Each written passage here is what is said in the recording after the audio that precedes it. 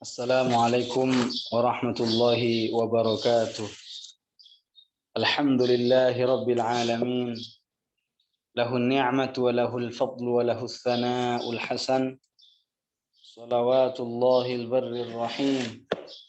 Wal malaikatil muqarrabin. Ala sayyidina Muhammad. Wa ala alihi wa ashabihi at-tayyibin at-tahirin. Allahumma la sahla illa ma ja'altahu sahla. وأنت يا حي يا قيوم تجعل الحزن إذا شئت سهلا اللهم علمنا ما ينفعنا وانفعنا بما علمتنا وزدنا علما يا أرحم الراحمين اللهم ارزقنا الإخلاص في النية والقول والعمل ونعوذ بك من حال أهل النار. Hadirin hadirat para peserta kajian online Yayasan Syahama Cabang Madura yang sama-sama diberkahi dan dirahmati oleh Allah Subhanahu wa taala. Kita bersyukur kepada Allah Subhanahu wa taala atas nikmat yang telah Allah anugerahkan kepada kita. Kita bersyukur kepada Allah Subhanahu wa taala atas taufik, atas rahmat dan nikmat-nikmat yang Allah berikan dan limpahkan kepada kita.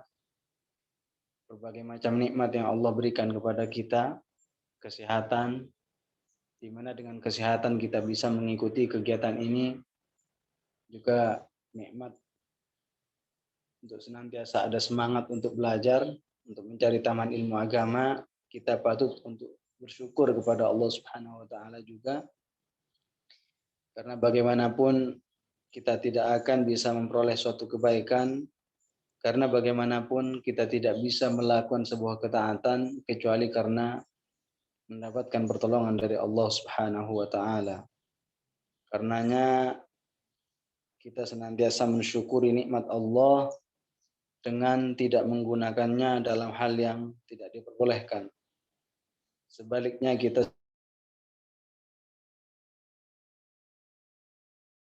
senantiasa menggunakan untuk melaksanakan ketaatan.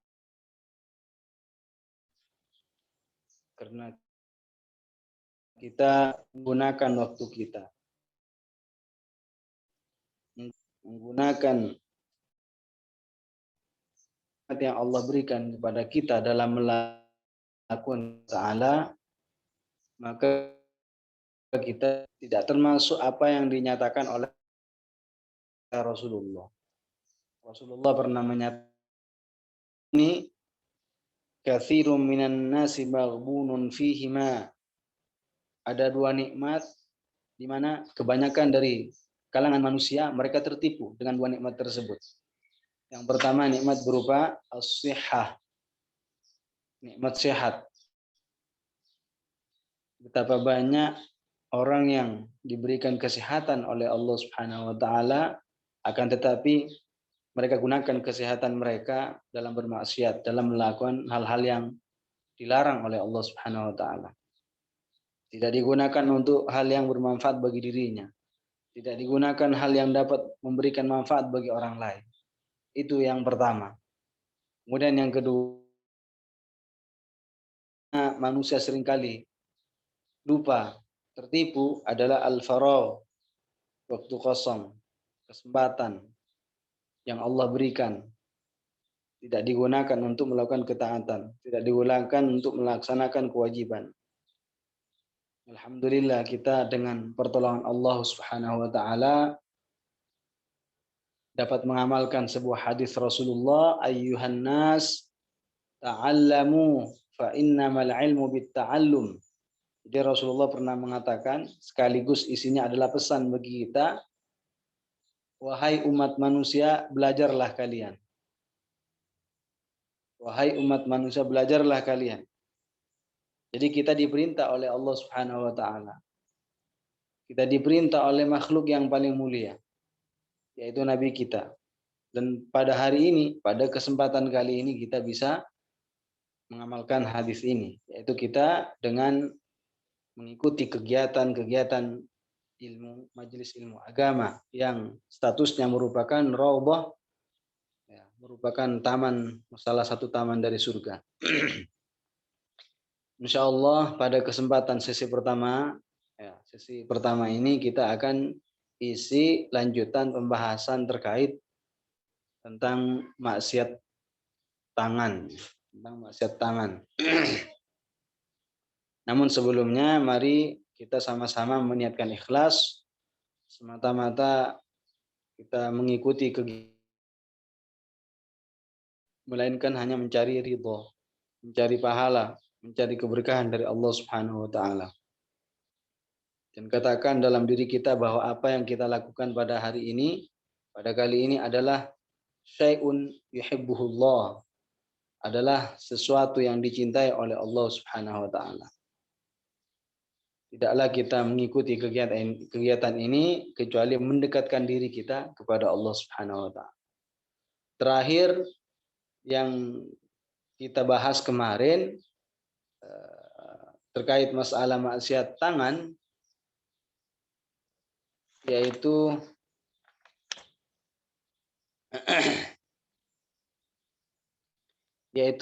memberi, ya, mengambil dan memberi suap, ya, mengambil dan memberi suap. Ini sebenarnya sudah dibahas kemarin. Seharusnya kita bahas wa ihraqul hayawan, membakar makhluk hidup-hidup.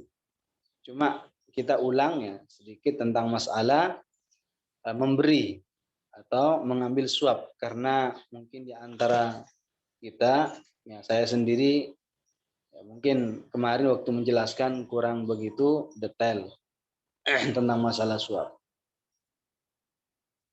Qala al-muallif rahimahullah wa akhdhur rishwati wa i'ta'uha, termasuk maksiat tangan adalah akhdhur rishwah, mengambil atau menerima suap, wa i'ta'uha, dan memberikan suap.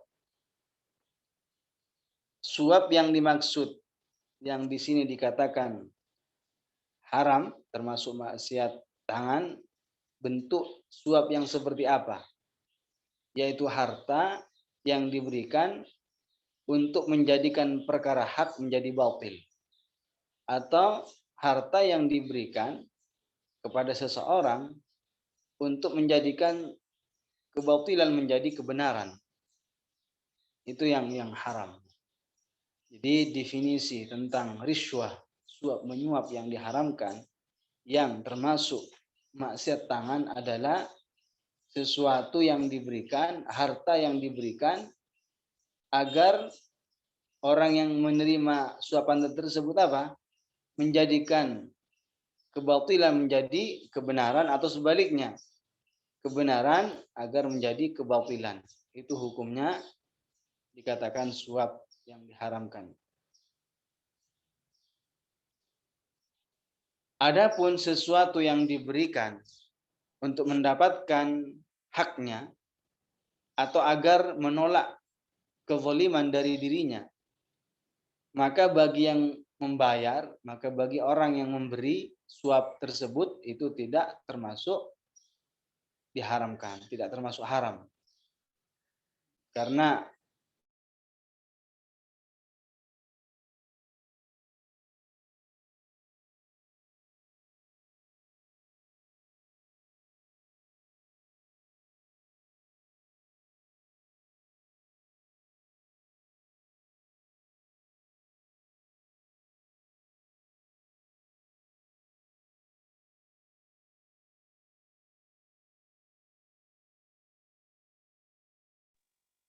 Ustadz,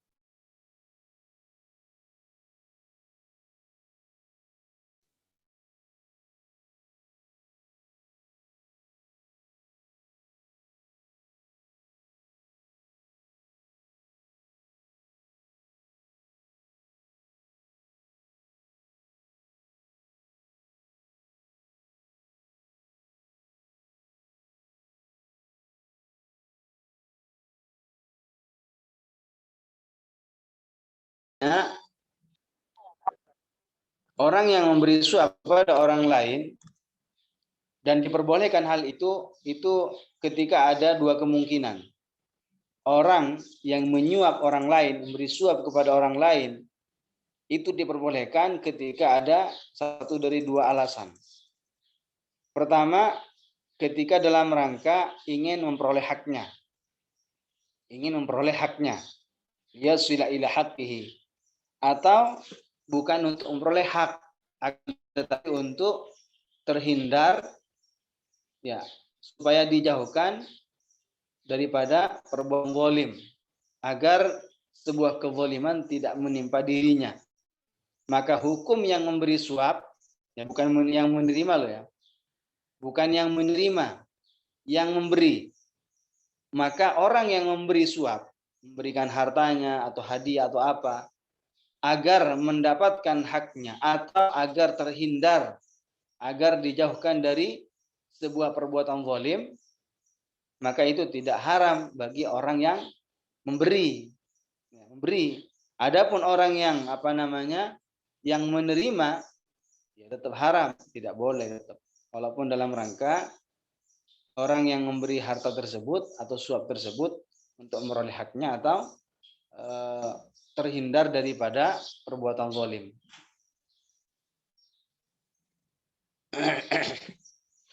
Rasulullah Shallallahu Alaihi Wasallam dalam hadisnya menyatakan, la'ana Rasulullah Shallallahu Alaihi Wasallam ar-rashiya wal murtashiya fil hukmi. Di Rasulullah melaknat. Apa makna melaknat? Artinya orang yang melakukan itu ya termasuk dosa besar. Orang yang dihukumi dan dilaknat oleh Rasulullah siapa? Ar-rashiya. Orang yang menyogok, orang yang memberi suap. Wal murtashiya. Dan juga orang yang menerima suap. Dalam hukum menjadikan kebenaran menjadi suatu kebatilan, atau sebaliknya kebatilan menjadi sebuah kebenaran. Ini dilaknat oleh Rasulullah. Dilaknat itu artinya apa? Al-bu'du minal khair. Dijauhkan dari kebaikan.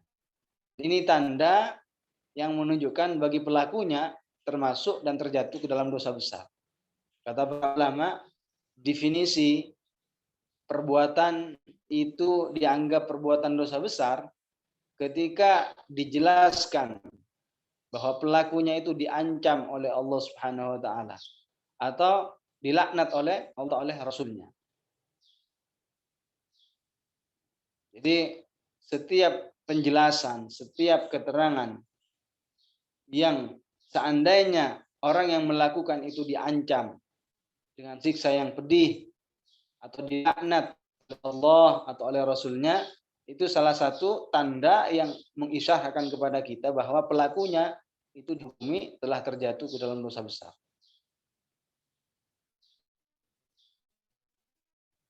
Itu secara umum, kaidah secara umum. Jadi orang yang menyuap kadangkala haram, kadangkala tidak haram.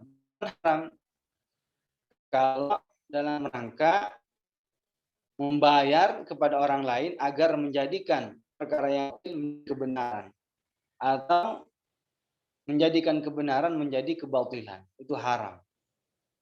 Dua-duanya haram. Yang memberi harta haram, yang menerima juga haram. Tetapi kadangkala menyogok, menyuap itu tidak haram. Kapan itu? Tidak haramnya hanya bagi orang yang memberi saja. Tidak adanya keharaman yang kedua ini tidak haram bagi orang yang memberi saja. Adapun yang menerima tetap haram. Yang pertama, kalau dalam rangka ingin mendapatkan haknya, memperoleh haknya, itu tidak haram. Atau dalam rangka agar seseorang itu terhindar dari bahaya, dari sebuah kezaliman orang lain. Ini tidak, yang memberi tidak dihukumi telah terjatuh ke dalam perbuatan maksiat tangan. Jadi orang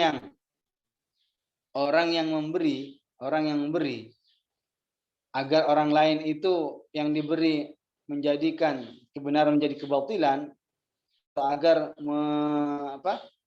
memutuskan sebuah hukum yang batil, maka itu yang memberi hukumnya hak. Itu juga yang menerima.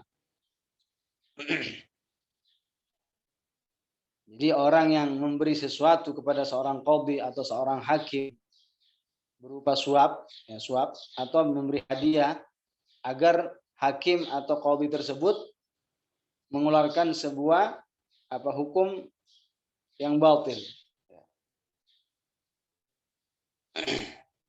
memberikan putusan secara batil, atau untuk memperoleh kepada sesuatu yang tidak hak, maka yang menyogok itu juga terjatuh ke dalam dosa. Kalau yang disogok ya tetap dua-duanya. Kalau yang disogok itu tidak ada rinciannya. Kalau yang disogok, yang diberi sesuatu, baik dalam rangka menyelamatkan seseorang supaya tidak terzalimi misalnya, tetap haram. Atau orang yang disogok agar menjadikan yang hak menjadi batil atau sebaliknya. Pokoknya yang ada rinciannya hanya bagi yang memberi saja. Yang ada rinciannya tentang apa yang diberikan kepada orang lain, kadang-kala haram, kadang-kala tidak haram. Yang ada rinciannya itu bagi orang yang menyuap saja. Haram kalau untuk orang lain yang diberi itu agar memberikan putusan kebatilan dari perkara yang hak atau sebaliknya, menjadikan kebenaran menjadi kebatilan. Adapun yang menerima dalam semua keadaan haram menerima dan memakan harta suapan tersebut.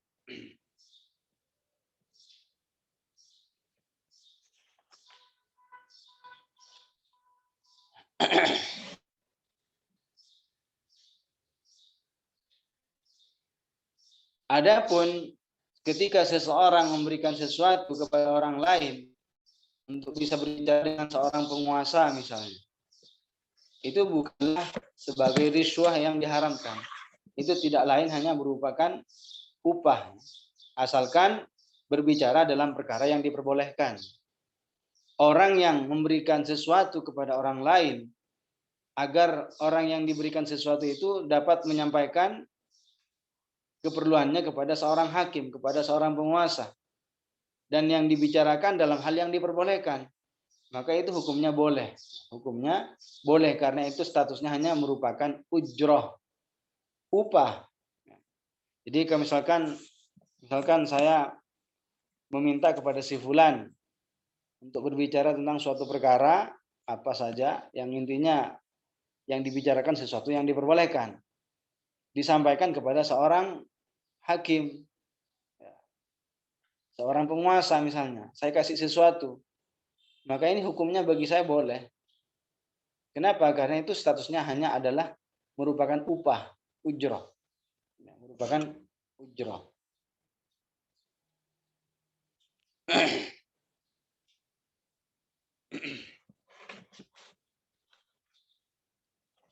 Jadi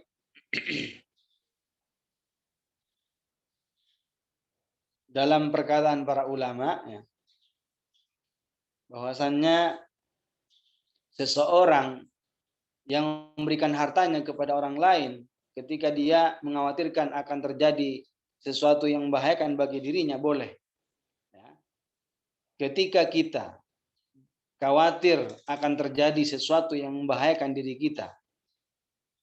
kita bisa menolaknya dengan membayar dengan sesuatu, maka itu tidak termasuk sesuatu yang haram. Jadi kata para ulama, ij'al dunyaka hisnan lidinika. Jadikanlah dunia itu sebagai benteng membela agamamu. Jangan dibalik. Bukan agama dijadikan modus untuk memperoleh harta dunia, bukan. Ini apa? Ini kita jadikan dunia kita, jadikan apa? Sebagai pembela.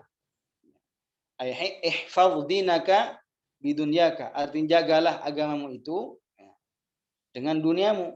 Artinya apa? Aisrif malaka liyahfadz dinaka lal aks.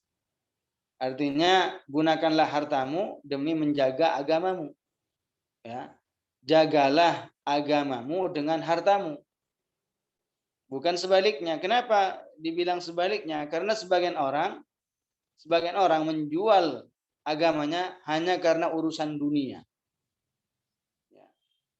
Menjual agamanya hanya untuk memperoleh harta dunia. Dan itu kebalik. Artinya apa? La tabi' dinaka bidunyaka.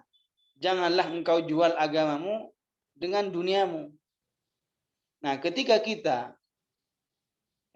kita memberikan harta kepada orang lain agar terhindar dari mara bahaya, dari sesuatu yang membahayakan bagi diri kita, berarti apa? Berarti menjadikan harta kita, memberikan harta kita demi apa? Demi agama kita.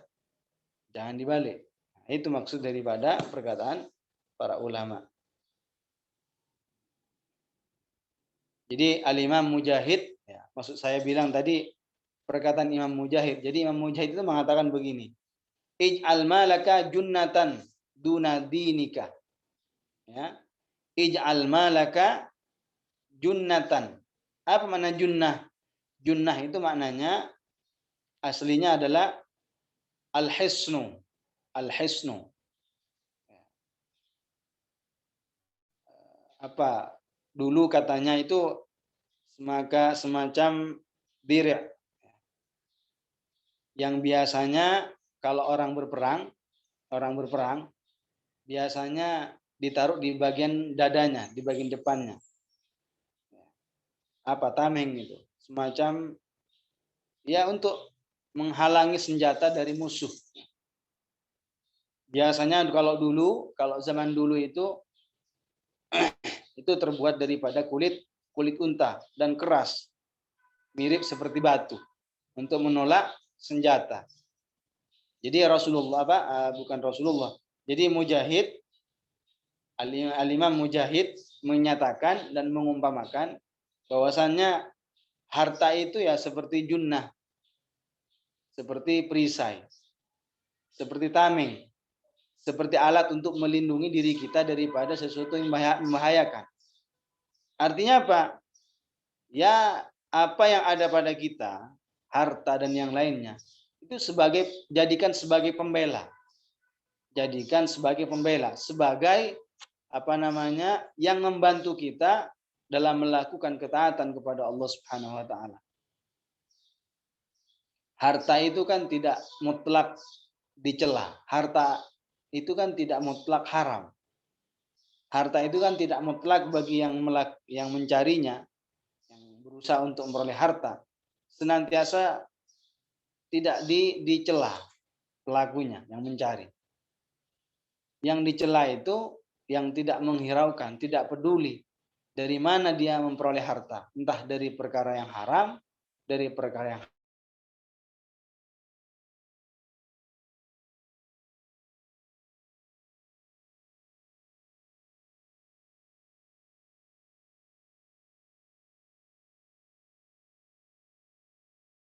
teruskan dakwah Ahlussunnah wal Jamaah. Ya, kayak dulu bagaimana di masa Sayyidina Abu Bakar, Sayyidina Utsman yang mengeluarkan hartanya demi para pejuang agama Islam, orang-orang yang berperang. Beliau memberikan bekal alat-alat yang dibutuhkan ketika berperang. Itu kan sesuatu yang dipuji, sesuatu yang berpahala. Ketika orang mencari harta demi menafkahi anaknya, istrinya, menunaikan sebuah kewajiban, niat lillahi ta'ala, itu kan berpahala. Yang harta itu tercela ketika seseorang mencari harta hanya untuk membangga-banggakan diri, menyombongkan diri, itu tercela. Atau tidak peduli dari mana dia peroleh harta itu. Tidak peduli dari perkara yang halal, haram, tidak peduli. Atau dari perkara yang halal dia peroleh, tapi digunakan dalam perkara yang haram. Dalam hal yang tidak diridhoi oleh Allah Subhanahu wa taala, itu menjadi harta yang tercela. Karenanya tidak boleh langsung harta secara mutlak itu dicela. Karena Rasulullah sendiri mengatakan apa? Ni'mal malu soleh. Sebaik-baik harta yang baik adalah hartanya orang yang soleh. Kenapa Rasulullah mengatakan harta yang baik adalah hartanya orang yang soleh? Karena kita tahu yang namanya orang yang soleh, orang yang bertakwa kepada Allah Subhanahu wa taala, dia senantiasa memperhatikan harta yang masuk, ya, harta yang dia peroleh, harta yang dia belanjakan, dia perhatikan. Dia tidak mencarinya kecuali dengan cara yang halal. Dia tidak membelanjakannya, tidak menggunakannya kecuali dalam hal-hal yang diperbolehkan dan diizinkan oleh Allah Subhanahu wa taala. Sehingga harta orang yang soleh menjadi harta yang terpuji. Terpuji karena dalam bahasa Arab, kalimat ni'mah itu adalah kalimat atau kata yang digunakan untuk memuji sesuatu. Kalau bisa sebaliknya, untuk mencela sesuatu. Jadi ketika Rasulullah mengatakan ni'mal mal, berarti menunjukkan di sana ada harta yang terpuji. Harta yang terpuji. Jadi kata Imam Mujahid apa? Ij'al malaka junnatan duna dinika. Wala taj'al dinaka junnatan duna malika. Jadikanlah hartamu sebagai alat pelindung agamamu. Jadikanlah hartamu sebagai pelindung, pembela agamamu. Bukan sebaliknya, bukan agama dijadikan pembela untuk memperoleh harta dunia. Nah, itu yang kebanyakan di zaman sekarang.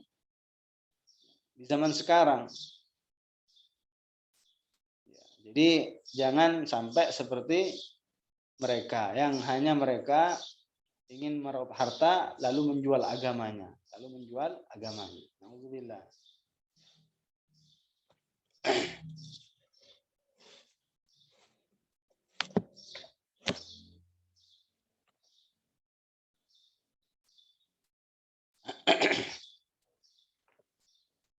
Nah, kemudian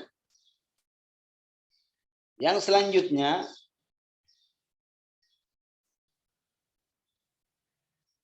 adalah wa ihraqul hayawan. Termasuk maksiat tangan adalah ihraqul hayawan, membakar makhluk hidup-hidup. Ya, membakar makhluk hidup-hidup.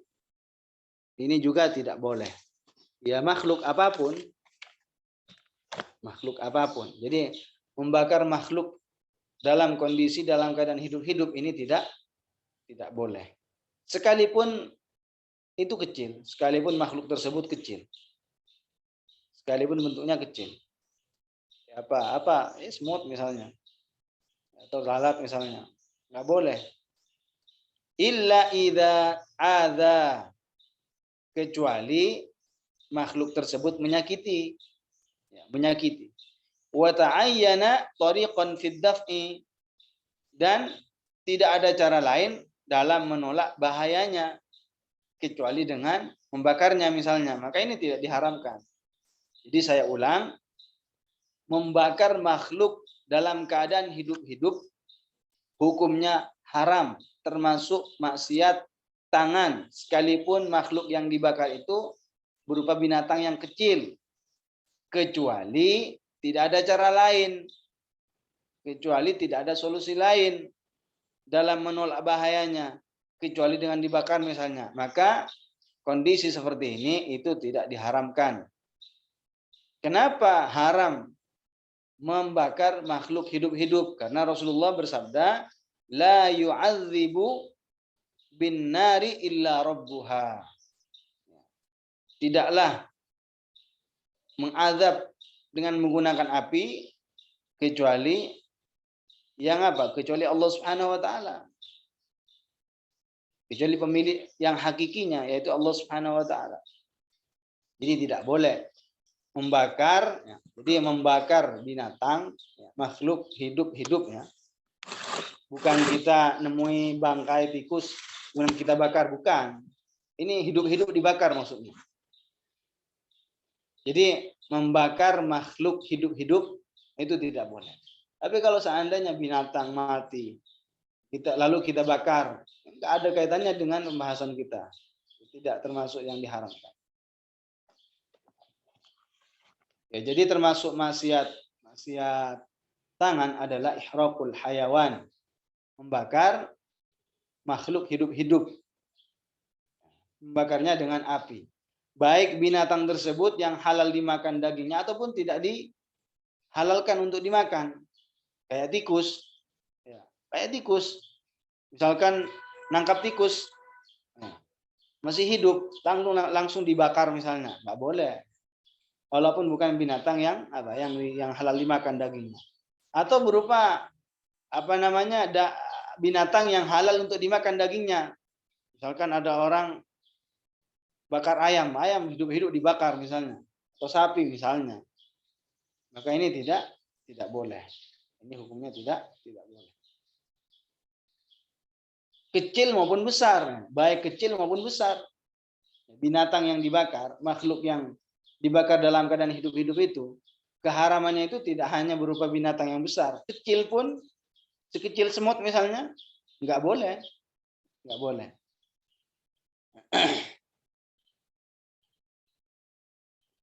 Dan ini kalau tidak kalau tidak ada pengecualian. Jadi keharaman ini kalau yang masih ada solusi. Tapi kalau tidak ada solusi lagi, membunuh binatang walaupun dengan cara tidak dibakar kan bisa. Misalkan dibunuh dengan diinjak atau dengan dipukul misalnya. Jangan dibakar langsung. Nah, kecuali makhluk hidup yang ada itu ya tidak ada cara lain kecuali dibakar misalnya, tidak ada cara lain. Maka boleh seperti itu. Dalam menolak bahayanya tidak bisa kecuali dengan cara dibakar misalnya. Boleh kalau memang tidak ada cara lain. Kemudian ini faidah. Syekh Abdullah Al-Harari pernah ditanya mengenai membunuh lalat dengan menggunakan setrum, menggunakan listrik, ya kan? Jadi bagaimana hukumnya membunuh lalat dengan menggunakan setrum, menggunakan listrik, tenaga listrik? Maka Syekh menjawab, kalau yang melakukan itu yakin bahwasanya lalat akan datang ke alat itu, ke tenaga listrik, setrum itu, yakin datang ke situ, lalu terbakar, ini tidak boleh. Kenapa? Karena listrik itu dapat membakar. Dan itu ada ta'dzib, mengazab, menyiksa, menyakiti binatang. Jadi dirinci, kalau memang orang yang melakukan, yang ingin membunuh binatang itu yakin kalau lalatnya itu akan datang, lalu dia akan terbakar. Kalau yakin dia akan datang ke alat tersebut, ke setrum, ke tenaga listrik tersebut. Ini tidak boleh, la yajuz. Kenapa? Karena al-kahraba tuhriq. Karena setrum, listrik, tenaga listrik itu membakar, kal jamroh, seperti bara api.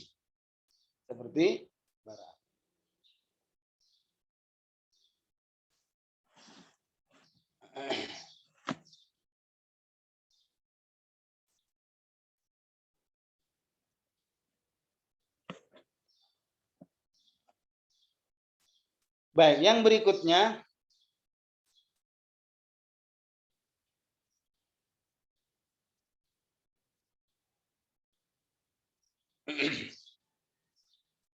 ya, jadi walaupun tadi termasuk binatang yang sunnah dibunuh, tetap tidak boleh kalau cara bunuhnya itu dengan cara dibakar. Beberapa binatang yang sunnah dibunuh. Ada beberapa binatang yang sunnah dibunuh. Di antaranya adalah cecak.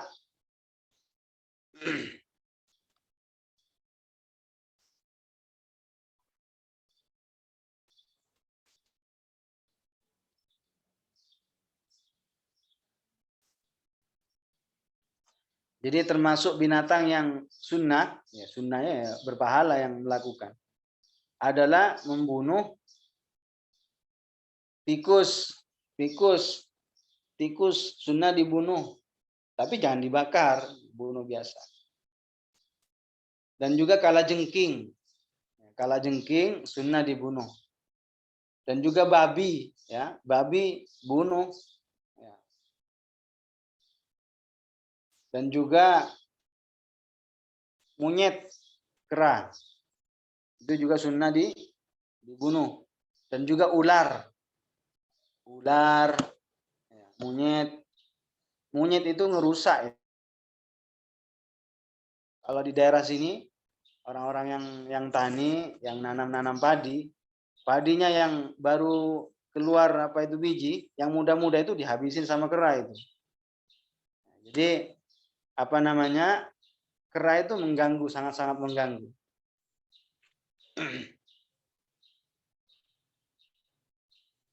Jadi kera, monyet itu mengganggu, sangat-sangat mengganggu. Jadi boleh, bahkan sunnah untuk dibunuh. Kera itu jagung pun dimakan, jagung yang masih muda, dan juga apa namanya singkong pun dimakan. Jadi sangat mengganggu. Jadi membunuh kera ini hukumnya boleh. Kita tidak berbicara tentang kasihan ya.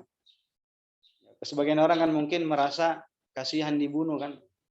Itu tidak berbicara ke situ, kita berbicara secara hukum. Jadi membunuh monyet, kirut, itu hukumnya sunnah malah.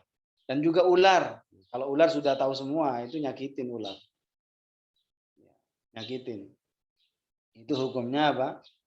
Hukumnya juga sunnah untuk dibunuh. Kalau anjing bagaimana? Kalau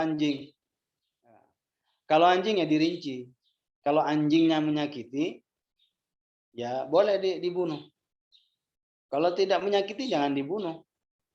Karena anjing itu bisa dibuat apa? Bisa dilatih untuk menangkap binatang buruan.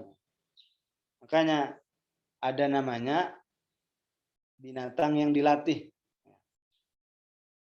Mu'allam. Itu hukumnya apa? Ya enggak menyakiti, enggak boleh dibunuh. Jadi yang boleh dibunuh kalau dari jenis anjing itu kalau anjingnya menyakiti. Nah, itu boleh dibunuh. Tapi kalau babi memang sunnah untuk dibunuh. Saya tidak mengatakan sunnah membunuh anjing ya. Saya mengatakan kalau menyakiti boleh dibunuh, jangan dicampur. Jadi kalau anjing menyakiti boleh dibunuh. Kalau tidak menyakiti jangan dibunuh. Tapi kalau babi sunnah untuk dibunuh.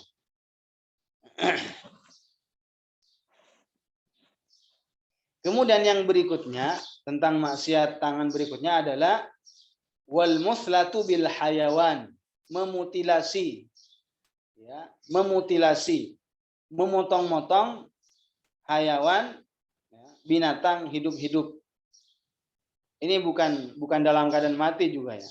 Ini dalam keadaan hidup-hidup, dicongkel matanya, dipatahin kakinya misalkan kayak belalang. Ya, sebagian orang kan apa nggak ada kerjaan ngambil belalang, ditarik jenggotnya itu, dipatahin kakinya misalnya, atau dibagi dua badannya misalkan, nggak boleh. Ya, nggak boleh. Ini hukumnya haram. Ini hukumnya maksiat. Kenapa ini alasannya haram? Karena ta'dzib. Alasannya ta'dzib karena menyakiti binatang. Jadi maksud daripada memutilasi apa? Taqti'ul ajza, memotong-motong binatang menjadi beberapa bagian, dipotong-potong. Bagian-bagiannya dilepas, dipotong, dicopot. Dicongkel matanya, dilepas kakinya, tangannya dipatahin, hidungnya diangkat, dipotongin, atau telinganya dilepas, dipotong. Sekalipun binatang yang dilakukan semacam itu, termasuk binatang yang sunnah dibunuh, tidak boleh. Membunuh babi kan sunnah, ya, membunuh babi. Tapi kalau dengan cara seperti itu, nggak boleh, haram. Kenapa alasan? Li'anna fihi ta'dziban. Li'anna fi dzalika ta'dziban lahu, karena perbuatan semacam itu dapat menyakiti. Alasannya menyakiti. Jadi nggak boleh, dibunuh saja. Kalau memang mau bunuh babi, mau bunuh kera, bunuh saja. Tapi jangan dibakar. Kalau dibakar sudah jelas tadi. Tapi juga tidak boleh dimutilasi, dipotong-potong. Nggak boleh. Dibunuh saja. Jadi alasan kenapa tidak boleh memotong-motong binatang dalam keadaan hidup-hidup, yaitu karena menyakiti binatang. Beda kalau kita menemukan binatang yang sudah mati, bahkan menemukan tikus sudah mati. Menemukan tikus dalam keadaan mati. Kemudian dipisah-pisah kakinya, matanya dicongkel misalnya. Atau dipotong menjadi 3 bagian misalnya. Ya enggak haram karena itu sudah mati. Ini maksudnya hidup-hidup. Jadi sekalipun binatang itu termasuk binatang yang sunnah untuk dibunuh. Seperti babi, kera.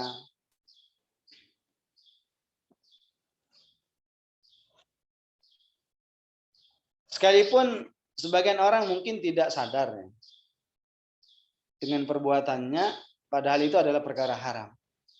Apa? Menusuk cacing dengan alat pancing. Orang yang suka mancing, tahu orang yang suka mancing ikan, entah di laut atau di sungai, dia umpannya pakai apa? Pakai cacing. Cacingnya kalau masih dalam keadaan hidup-hidup langsung dia tusuk, itu kan menyakiti. Tidak boleh. Seharusnya kalau tahu ilmunya, gimana? Ya dibunuh dengan enggak cara seperti itu. Dibunuhnya jangan cara seperti itu. Jadi apa namanya? Itu tidak boleh. Menyakiti. Pokoknya apa yang dapat menyakiti binatang dengan cara yang menyakiti, itu apa? Tidak boleh. Ini juga kasusnya seperti orang yang penjual ikan lele. Ya. Penjual ikan lele. Lelenya masih hidup-hidup. Dipukul kepalanya berkali-kali. Dipukul terus. Nah, itu kan menyakiti. Itu kan menyakiti. Jadi tidak boleh. Itu perlunya kita belajar ilmu. Hal yang semacam ini harus tahu ilmunya. Kalau kita tidak tahu, mana kita bisa tahu. Jadi apa namanya? Sebagian orang dengan mudahnya seperti itu. Menganggap hal sepele. Karena lelenya masih hidup, masih seger. Ambil dari tempatnya misalkan. Dia pukul berkali-kali, di kepalanya dipukul berkali-kali sampai mati. Itu kan menyakiti. Nggak boleh. Nah, kecuali langsung dipegang, langsung dipotong kepalanya misalkan. Langsung apa ya? Mati tidak. Matinya bukan lama itu, apa ya? Tidak berlahan-lahan, tidak perlahan ya. Kalau orang yang kalau lelenya dipukul berkali-kali itu kan matinya secara perlahan-lahan, dia merasakan sakit. Disakiti dulu. Tapi kalau langsung dipotong misalkan langsung lehernya, atau ada yang ahli katanya di bagian di bagian kepalanya di atasnya itu ada bagian yang kalau seandainya dipotong cepat mati. Katanya seperti itu. Atau mungkin dengan cara yang mudah, taruh dalam garam yang ditaruh di dalam air yang sudah dicampur dengan garam, mungkin cepat mati juga. Itu kan karena lele kan bukan ikan laut ya. Bukan ikan laut, air tawar. Mungkin otomatis cepat mati kalau dikasih garam. Intinya apa? Intinya kalau membunuh kalau menggoreng ikan seperti lele, itu dibunuhnya bukan dengan cara yang menyiksa, menyakiti. Bukan dengan cara menyakiti. Jadi termasuk yang banyak orang mungkin tidak tahu dan tidak sadar kalau perbuatan itu haram adalah menusuk cacing untuk dijadikan umpan untuk mancing. Dan ketika cacingnya itu dalam keadaan hidup-hidupnya. Kalau sudah mati ya ditusuk nggak apa-apa. Itu. Haramnya kenapa haram itu tadi tetap alasannya li'anna fi dzalika ta'dziban lahu. Karena menyakiti. Karena menyakiti binatang. Rasulullah Shallallahu alaihi wasallam bersabda dalam hadisnya, la'anallahu man massala bil hayawan. Kata Rasulullah apa? La'anallahu man massala bil hayawan. Allah Subhanahu wa taala melaknat orang yang memutilasi binatang hidup-hidup. Hadis riwayat Al-Imam Ahmad, Al-Bukhari dan Muslim dan An-Nasai. Kemudian adapun binatang yang dijadikan alat untuk latihan bedah. Bagaimana hukumnya? Untuk ilmu kedokteran, ya, untuk ilmu kedokteran melatih diri, cara membedah. Kalau yang dijadikan alat untuk melatih adalah termasuk binatang yang diperintah untuk dibunuh, perhatikan, kalau dalam rangka untuk melatih diri, seperti orang yang belajar ilmu kedokteran, cara membedah seperti apa? Kemudian binatang yang dijadikan latihan tersebut termasuk binatang yang memang diperintah untuk dibunuh. Maka boleh untuk dimutilasi, tapi dengan cara tidak menyakiti. Artinya apa ya? Dibunuh dulu dengan cara bukan mutilasi. Jadi dibunuh biasa, binatang tersebut binatang yang memang dianjurkan untuk dibunuh. Kemudian setelah mati ya bisa dipotong-potong untuk latihan.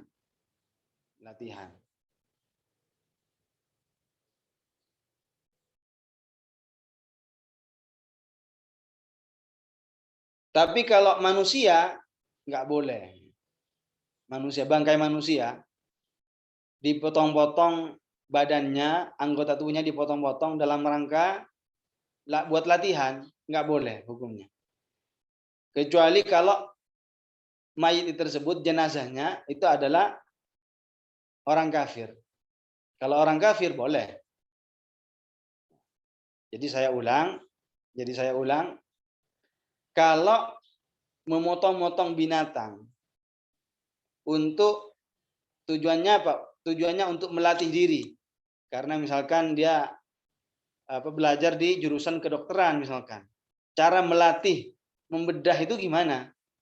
Bisa hal tersebut dilakukan pada binatang. Dengan catatan binatang yang memang dianjurkan untuk dibunuh.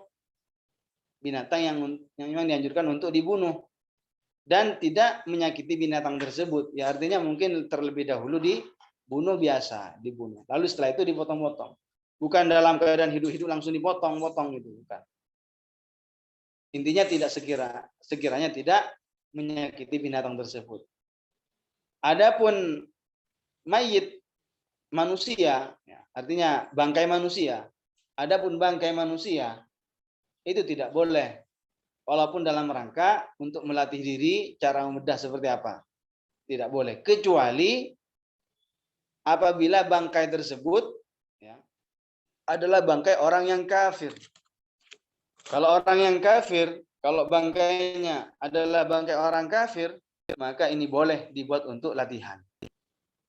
Latihan ya tentang ilmu kedokteran. Kalau tidak seperti itu kan gimana caranya? Kan pasti ada latihannya. Yang ikut jurusan tentang ilmu kedokteran, khususnya di bidang masalah itu, cara bedah itu pasti ada latihannya. Cuma latihannya itu dilakukan pada apa? Makanya inilah pentingnya kita belajar ilmu agama itu tidak hanya dipelajari oleh profesi tertentu. Dari berbagai profesi harus tahu tentang ilmu agama. Mau jadi polisi, mau jadi dokter, mau jadi TNI, mau jadi apa saja, ilmu agama harus tahu minimal tentang masalah hal yang pokok. Minimal hal yang masalah yang pokok karena sifatnya ini wajib. Tentang maksiat badan, tentang mempelajari maksiat badan, ini kan wajib. Agar kita dapat menghindarkan diri kita daripada maksiat yang dilarang oleh Allah Subhanahu wa taala. Kalau kita tidak belajar apa maksiat tangan, apa maksiat mata, apa maksiat telinga, apa maksiat perut, apa maksiat kaki, apa maksiat telinga. Kalau tidak belajar, mana mungkin kita mengetahuinya. Dan kita belajar bukan untuk mempraktekkan, tidak lain untuk menghindarkan diri kita dari hal tersebut. Oleh karenanya, salah satu ulama mazhab Maliki mengatakan, ta'allamtu syarra la lisyarri, lakin litawaqqihi. fa inna man lam ya'rifis syarra yaqa'u fihi. Kata salah satu ulama mazhab Maliki, saya belajar tentang suatu keburukan.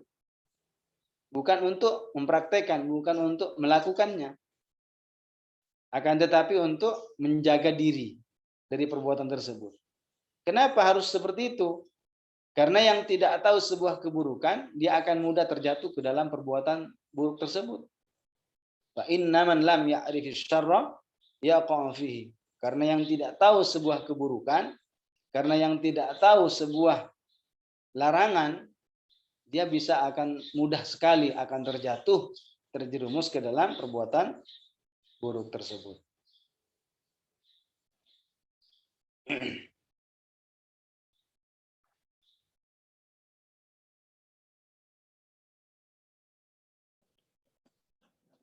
Begitu juga ada kaitannya dengan masalah memutilasi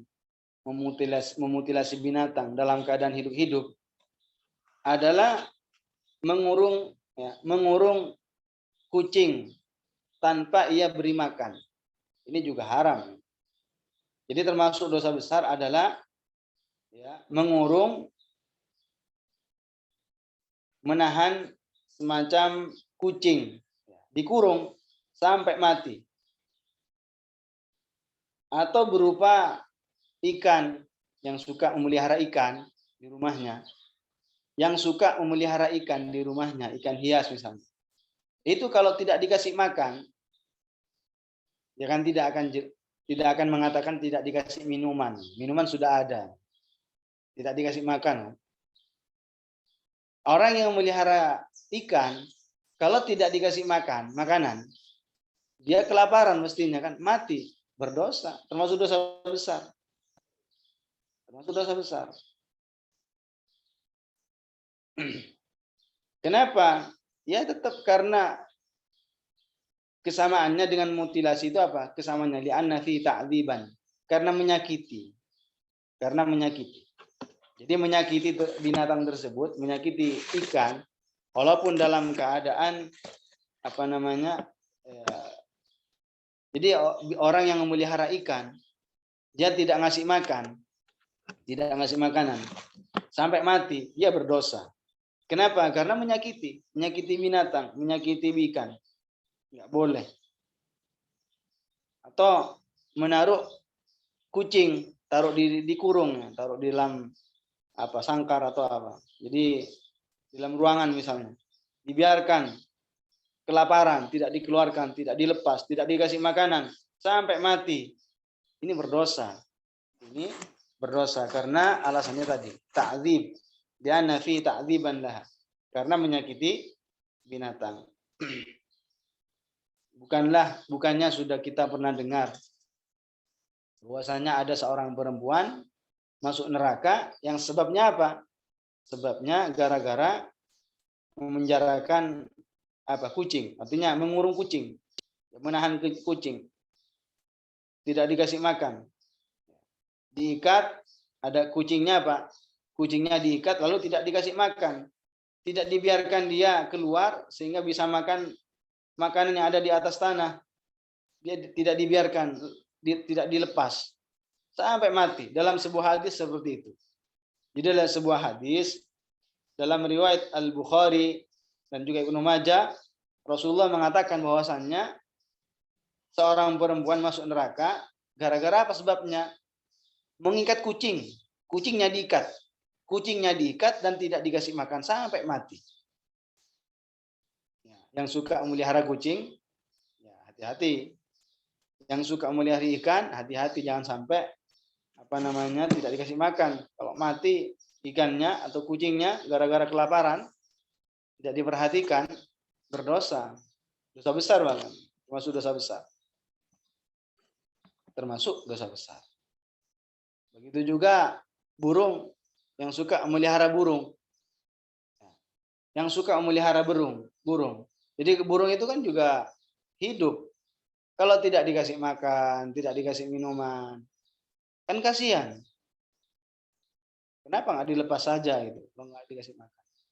Jadi kalau burung tidak dikasih makan, tidak dikasih minuman, sampai mati kelaparan, berdosa. Mungkin ada yang bertanya, apa hukum memelihara burung? Memelihara burung itu kalau tidak ada tujuan, hukumnya makruh memelihara burung, kecuali suaranya misalkan menjadikan obat, suaranya, kicauannya, suara burung itu menjadikan obat. Ya mungkin ada seorang dokter yang menyampaikan ini ini obatnya mungkin dengan cara mendengar suara burung misalkan bisa terobati. Lain itu. Jadi kalau seandainya memelihara burung dan tidak ada tujuan tertentu, maka kata para ulama hukumnya makruh memelihara burung. Begitu juga memelihara sapi, kambing dan semacamnya itu. Kalau tidak dikasih makan, nggak boleh berdosa. Dalam sebuah hadis, jadi binatang itu ketika dimiliki harus diperhatikan makanannya, harus dikasih makanannya, minumannya. Bukannya Rasulullah dulu pernah menjumpai unta. Untanya itu mengeluh kepada Rasulullah. Kemudian ditanya, ini siapa pemiliknya? Datang pemiliknya, saya wahai Rasulullah. Apa kata Rasulullah? Kenapa ini hanya dipekerjakan saja, tidak dikasih makan yang mencukupinya? Tidak dikasih makan yang mencukupinya. Artinya ya sedikit dikasih makanan. Jadi binatang ketika dipelihara, kambing, sapi, atau yang lainnya, itu juga harus diperhatikan makanannya, minumannya. Karena kalau tidak akan menyakiti. Itu. Jadi ini di luar pembahasan masalah memutilasi binatang hidup-hidup. Tapi saya tadi kemana-mana masalah burung, masalah kucing, masalah ikan, karena di situ ada letak kesamaannya, keharamannya. Karena sama-sama menyakiti ketika tidak dikasih makan, ketika tidak dikasih makanan misalnya. Kemudian yang berikutnya ini adalah tentang maksiat bermain dadu. Bermain dadu atau setiap permainan yang di dalamnya terdapat perjudian. Ini kita akan bahas insya Allah besok hari Minggu. Insya Allah. Karena nanggung. Punya tinggal 3 menit. Sedangkan yang kita akan bahas ini lumayan panjang. Mudah-mudahan apa yang kita bahas pada hari ini menjadi ilmu yang barokah, ilmu yang bermanfaat, dan mudah-mudahan kita senantiasa dijadikan oleh Allah sebagai orang-orang yang senantiasa istiqomah, konsisten, langgeng dalam mengikuti kajian-kajian yang diadakan oleh Yayasan Syahamah. Baik, mari kita tutup dengan sholawat, tahlil, dan istighfar. La ilaha illallah, la ilaha illallah, la ilaha illallah. Allahumma salli ala sayyidina Muhammad wa ala alihi wa sahbihi wa sallim. Allahumma salli ala sayyidina Muhammad wa ala alihi wa sahbihi wa sallim. Allahumma salli ala sayyidina Muhammad wa ala alihi wa sahbihi wa sallim. Rabbi ighfir li wa liwalidayya wa lil mu'minina wal mu'minat. Rabbi ighfir li wa liwalidayya wa lil mu'minina wal mu'minat. Rabbi ighfir li wa liwalidayya wa lil mu'minina wal mu'minat. Assalamualaikum warahmatullahi wabarakatuh.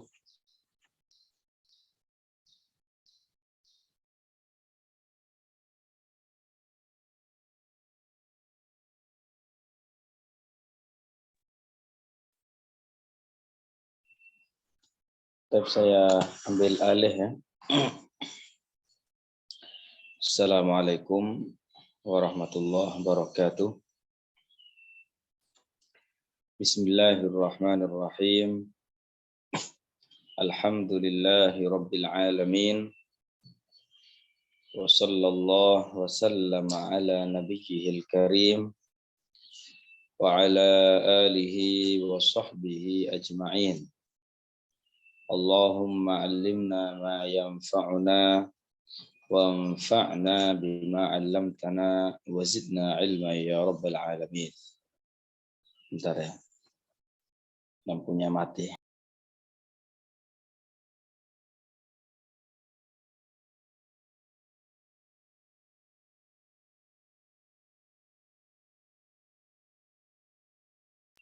Alhamdulillah, kita bersyukur kepada Allah Subhanahu wa taala karena hingga saat ini kita diberikan kekuatan oleh Allah Subhanahu wa taala untuk melanjutkan puasa yang kita lakukan serta ketaatan-ketaatan yang lainnya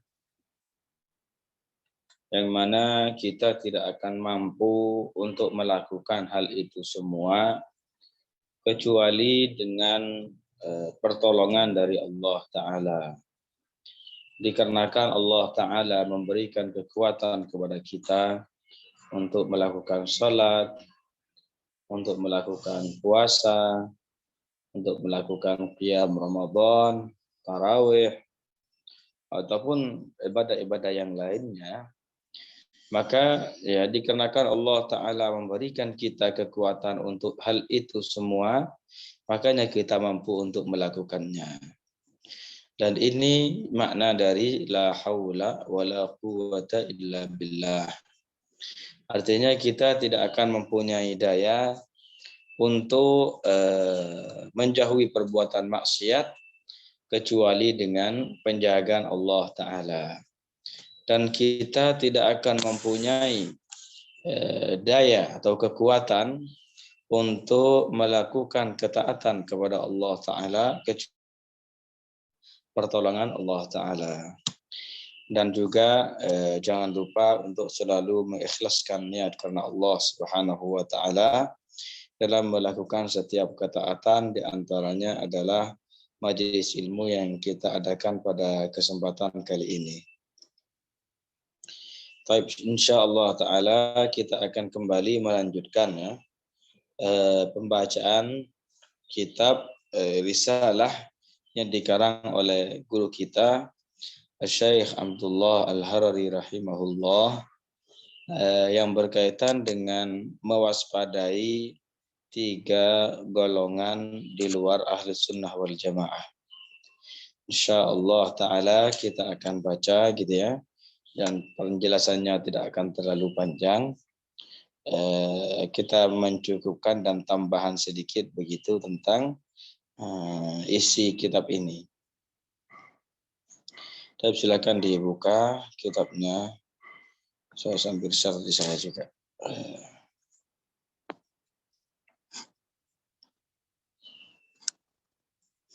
Nah ini kita akan masuk di kelompok yang pertama yang disebutkan oleh Syekh Abdullah Al-Harari rahimahullah. Nah,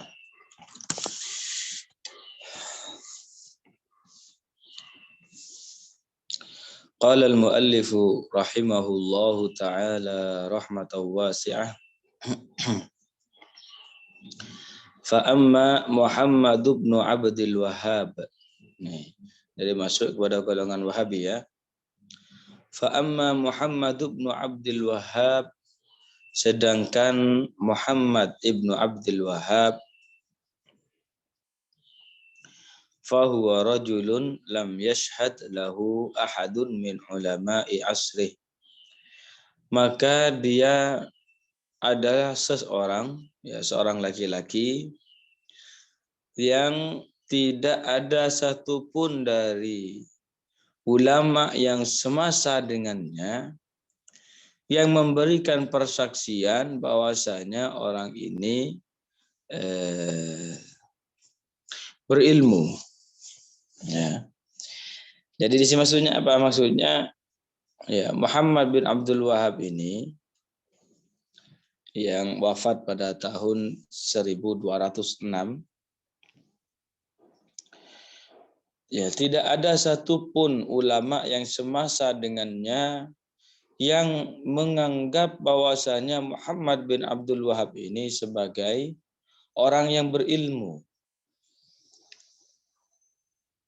Ya kan biasanya kalau kita mau tahu tentang keadaan seseorang, apakah ini ulama atau bukan, ini orang yang alim atau bukan orang yang alim, ini orang yang wara' atau bukan orang yang wara'. Ini kita mengetahuinya dari mana? Ya jelas kita mengetahuinya dari orang-orang yang semasa dengannya. Ya karena kita kan tidak semasa dengan seseorang itu.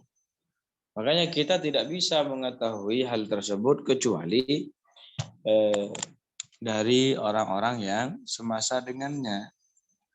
Lah orang-orang yang semasa dengan Muhammad bin Abdul Wahab ini ternyata tidak ada satupun dari mereka yang menganggapnya sebagai orang yang berilmu. Ini maksudnya. Bal inna akhahu Sulaimana ibna Abdul Wahab radda alaihi raddain. Bahkan saudaranya sendiri, ya saudaranya Muhammad, namanya Syekh Sulaiman ibn Abdul Wahab, ya. Beliau ini saudaranya ini membantah Muhammad bin Abdul Wahab pendiri Wahabi dengan dua bantahan. Limukhalafatihi ma kana alaihil muslimun, dikarenakan ia menyalahi, ya Muhammad bin Abdul Wahab ini menyalahi sesuatu yang merupakan ajaran umat Islam. Ya begitu. Jadi min ahli baladihi wa ghairihim min al-hanabilati wa ghairihim, menyalahi umat Islam baik dari negara sendiri ataupun dari negara yang lainnya, baik dari kalangan mazhab Hambali ataupun mazhab yang lainnya. Jadi sampai abangnya sendiri. Ini abangnya sendiri itu loh, saudaranya sendiri mengarang dua kitab. Ya, mengarang dua kitab khusus bantahan terhadap adiknya sendiri, yaitu Muhammad bin Abdul Wahab pendiri golongan Wahabi.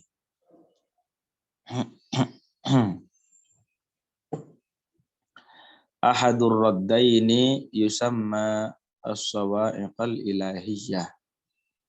Ya, satu bantahan disebut dengan namanya adalah as-sawa'iq al-ilahiyah.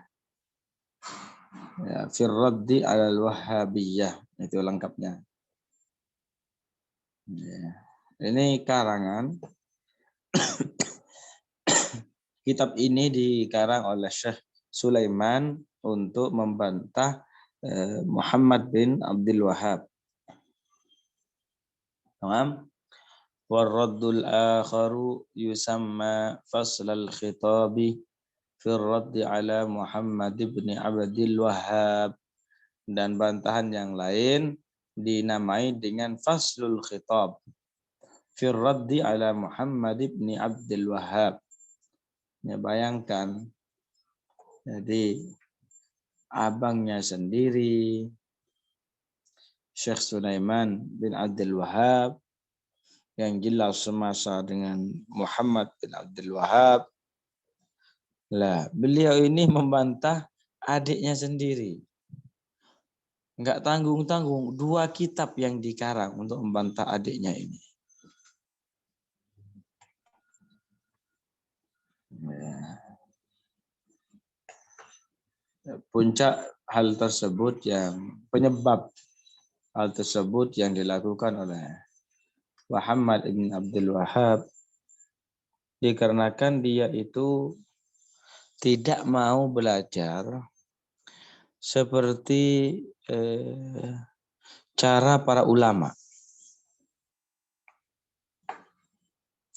Ya, jadi mereka itu tidak mau belajar seperti cara para ulama mengajar.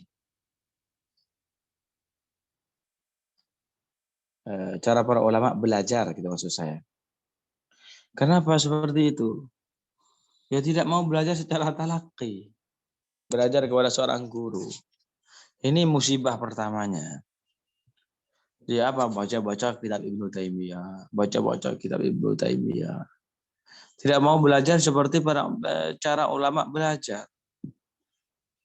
Nah, dikarenakan kesalahan yang seperti ini, akhirnya apa coba? Ya kesesatannya sangat banyak sekali yang dilakukan oleh Muhammad Ibnu Abdul Wahab. Sampai abangnya sendiri loh. Bahkan sampai ayahnya sendiri nanti akan disebutkan di sini. Sampai ayahnya sendiri juga membantah Muhammad Ibnu Abdul Wahab. Bayangkan itu.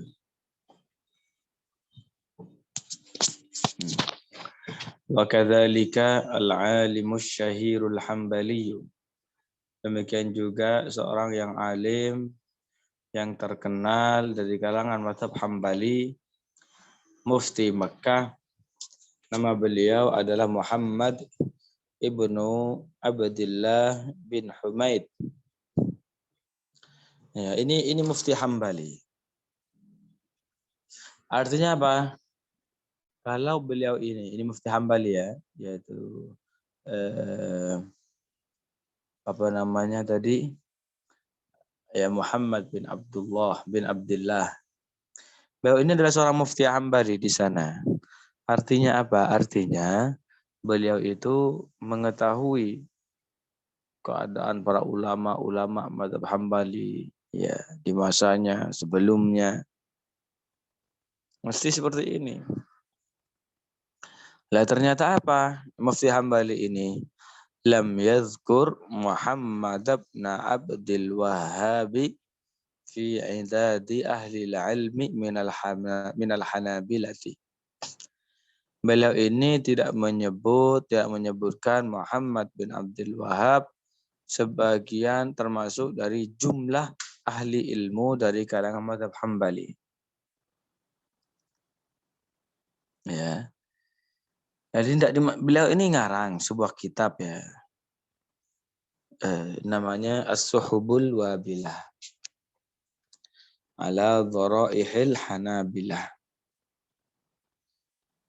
Ya, ini menghimpun sekitar 800 ulama mazhab Hambali, baik laki-laki ataupun perempuan.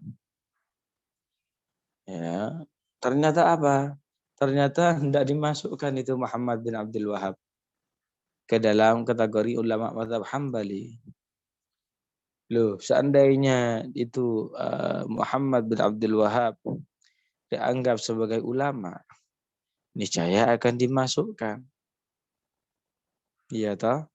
Seandainya dianggap sama beliau sebagai ulama mazhab Hambali, niscaya akan dimasukkan namanya di kitab As-Suhubul Wabilah ala Dharaihil Hanabilah. Ternyata enggak dianggap di situ. Tidak dimasukkan, tidak dikategorikan sebagai ulama. Berarti gimana itu? Artinya beliau tidak menganggapnya sebagai ulama, kan begitu. Ya. Nah, kemudian di sini beliau juga berkata nih, wa qad dzakara nahwa 800 alimin wa alimah fil madhhabil Hambali. Dan beliau ini telah menyebutkan sekitar 800 ulama mazhab Hambali baik dari kalangan laki-laki ataupun perempuan. Bal dzakara abahu Abdul Wahhab.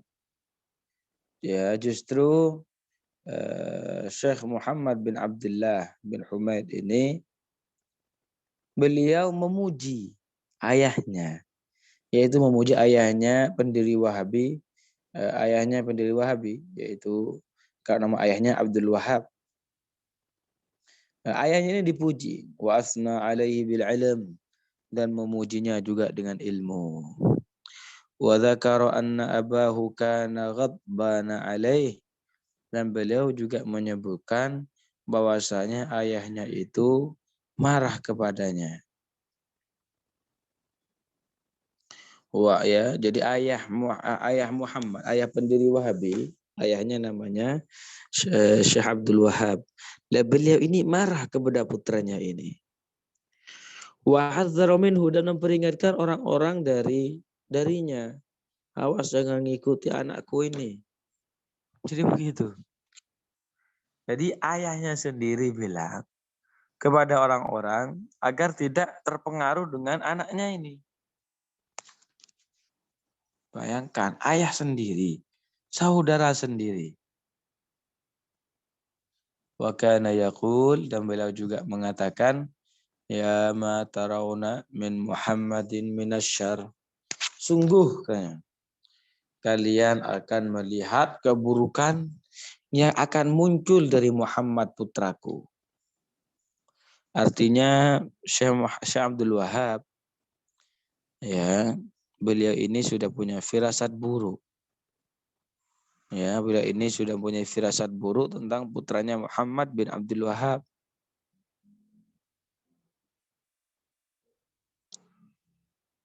Itu punya firasat buruk. Dan ternyata memang benar.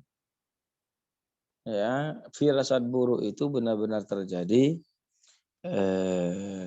terhadap Muhammad bin Abdul Wahab. Ya kan, aslinya dari Hijaz ini kan. Ya, bukan dari apa namanya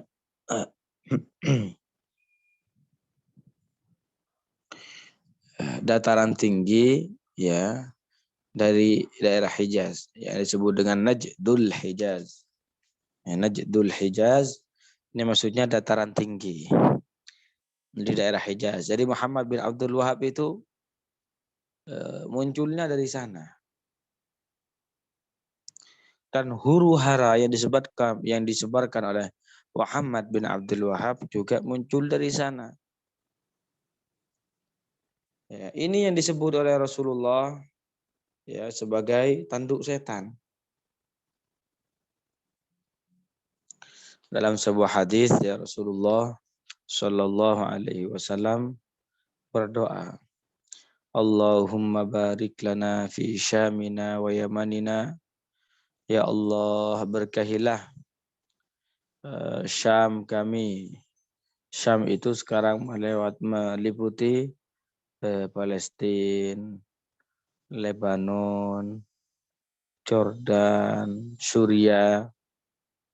Kata Rasulullah, ya Allah, berkatilah Syam kami dan juga berkatilah Yaman kami.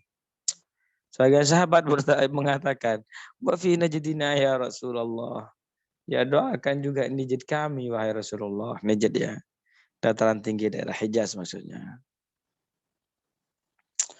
Rasulullah bersabda lagi, Allahumma barik lana fi syamina wa yamanina.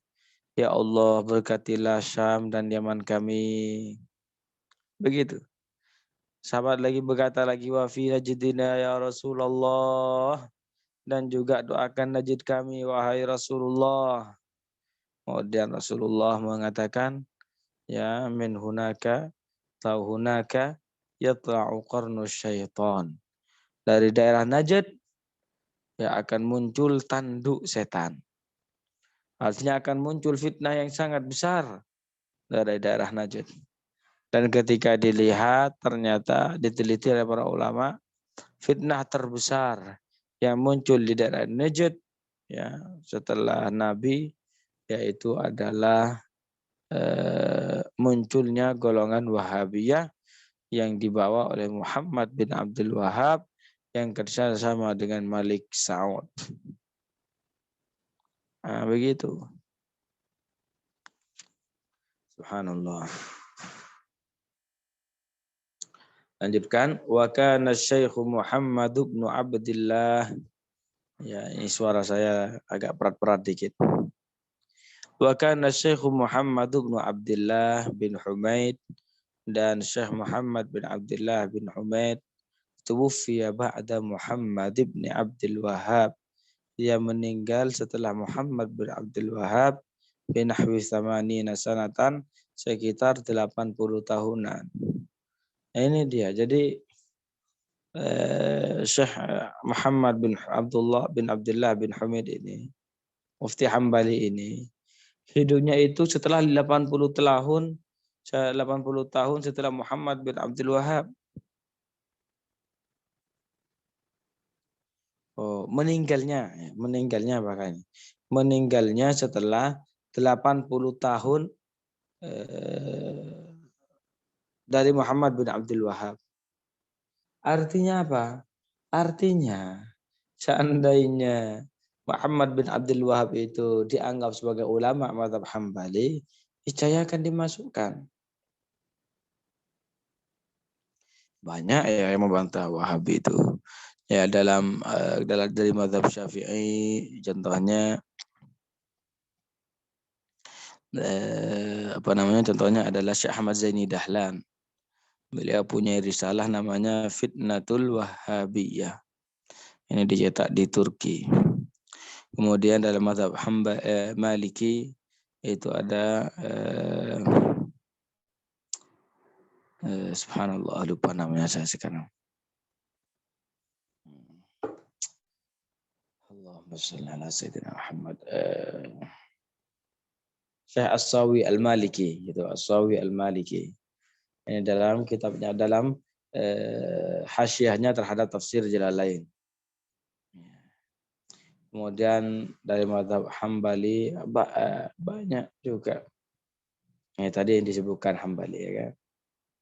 Jadi ini para ulama ya, yang menyatakan dalam mazhab Hambali dan mazhab Hanafi ada Ibnu Abidin. Jadi para ulama dari 4 mazhab itu membantah Muhammad bin Abdul Wahab. Ya, makanya aneh. Sudah ngerti sepak terjangnya Muhammad bin Abdul Wahab, sudah ngerti sepak terjangnya Wahabi. Setelah itu masih bilang apa? Mereka itu datang untuk memurnikan tauhid. Ini memurnikan tauhid dari mana? Jadi memurnikan tauhid dari mana? Yang diajarin aja bertentangan dengan tauhid, yang diajarin aja bertentangan dengan Al-Quran dan hadis. Memurnikan tauhid dari mana? Ini biasanya apa? Ucapan-ucapan seperti ini diucapkan oleh orang yang bermuka dua. Ya, bukan kepalanya dua dan mukanya. Ya, jadi seperti itu. Atau mereka yang dibayar oleh orang Wahabi ya untuk mengatakan perkataan seperti ini. Ngakunya Asy'ariyah. Ya, ngakunya Asy'ariyah, pengikut Abul Hasan Al-Asy'ari. Tapi muji ajaran Wahabi, orang Wahabi. Tidak nyambung toh. Ya, tidak nyambung itu. Ngaku Asy'ari, ya setelah itu mengatakan Muhammad bin Abdul Wahab mujaddid, datang memurnikan tauhid. Datang gini. Yang tidak nyambung yang kayak gitu. Ya, jadi mana ada Asy'ariyah, orang-orang Asy'ariyah itu memuji orang-orang musyabbihah, yang enggak ada dalam sejarah. Ya, pegang teguhnya pada Abul Hasan Al-Asy'ari. Setelah itu memuji orang musyabbihah. Ya, nah ini enggak ada dalam sejarah ini. Subhanallah. Ini orang-orang apa yang cari muka di hadapan orang Wahabi. La haula wala quwwata illa billah. Baik. Kita lanjutkan yang paling atas ini. Waqad ahdatsa Muhammad bin Abdul Wahhab hadza dinan jadida. Muhammad bin Abdul Wahab ini ya membuat agama baru. Allamahu li atba'ihi, yang ia ajarkan untuk para pengikutnya. Wa aslu hadzal din, dan dasar agama ini, dasar ajaran Wahabi maksudnya, tasbihullahi bi khalqihi, adalah menyerupakan Allah Ta'ala dengan makhluknya. Ya, bagi teman-teman yang punya pertanyaan langsung ditulis ya, karena saya tidak akan lama. Masih berat suaranya. Wa i'tiqadu anna Allah jismun qa'idun 'alal 'arsy, Jadi mereka itu ya menyerupakan Allah dengan makhluknya, itu inti ajarannya. Ya, demikian juga apa? Meyakini bahwasanya Allah Ta'ala itu adalah benda yang duduk di atas arsy. Wa hadza tashbihun lillahi bi khalqihi. Dan ini adalah penyerupaan bagi Allah terhadap Allah dengan makhluknya. Ketika seorang itu mengatakan Allah benda, itu sudah tasbih.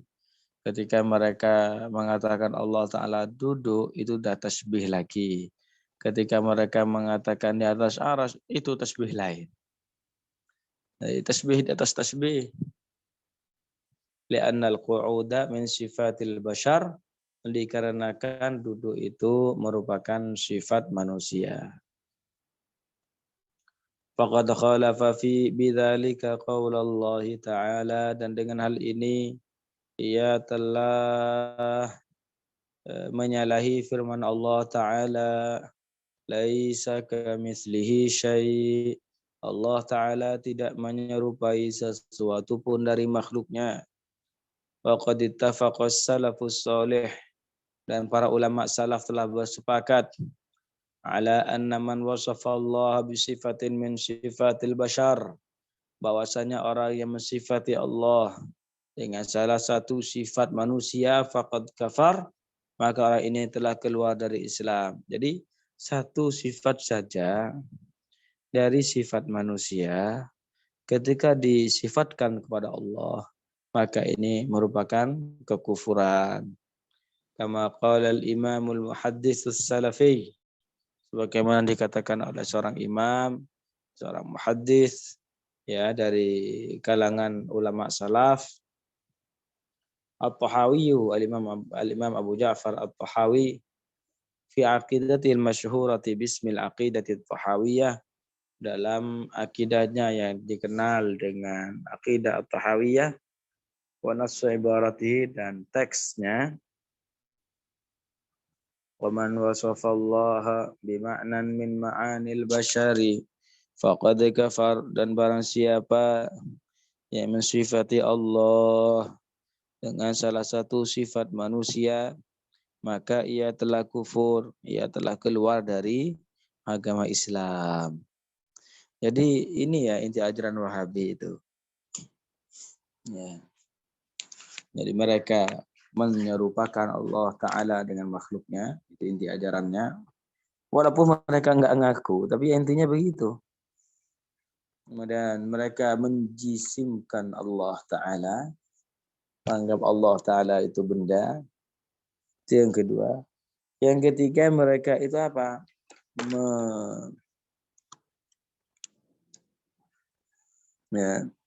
Yang ketiga itu mereka mentasbih, ya, yaitu mengkafirkan orang yang tidak sejalan ajarannya dengan mereka. Yaitu inti ajaran Wahabi. Nanti insyaallah ta'ala kita lanjutkan besok. Ini akan disebutkan ya beberapa keyakinan Wahabi lagi secara singkat oleh guru kita. Insyaallah ta'ala kita lanjutkan di pertemuan besok. Insyaallah. Jika masih ada panjang umur dan kesehatan. Baik, jika ada teman-teman yang mau bertanya, persilakan. Jadi saya sengaja enggak lama-lama.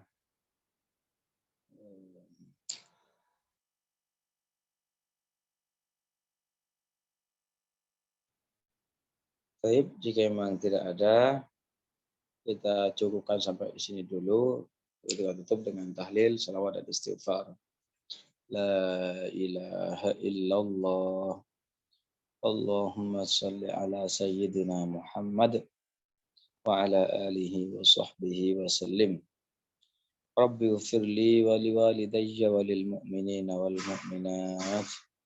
Walhamdulillahi rabbil alamin. Barakallahu fikum wa ahsanallahu ilaikum. Wa jazakumullahu anna kulla khair. Assalamualaikum warahmatullahi wabarakatuh. Kamu ada yang tanya?